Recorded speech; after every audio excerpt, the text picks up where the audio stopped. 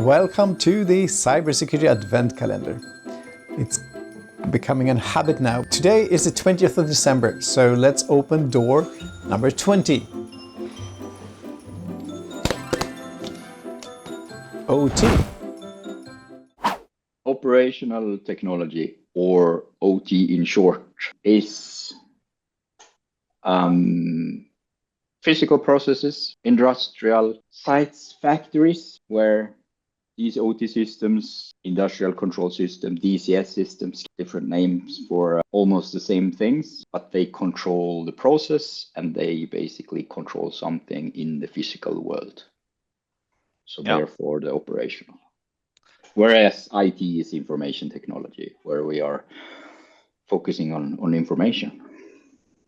Agreed. And I think also, to extend that, OT is basically anything that has a physical connection, anything that happens in the physical world in some way, shape or form is basically OT. So if it makes things move, spin, pump, lighten up or open or whatever it really is, it's basically OT in some way, shape or form.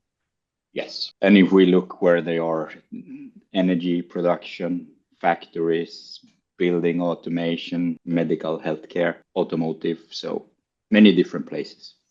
Basically all over the place. Wherever you are, there's always an OT system somewhere around.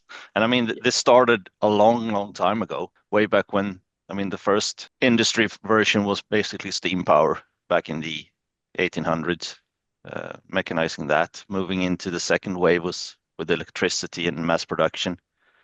And then in the late 1900s, we moved into the third generation, which was computerization and automation.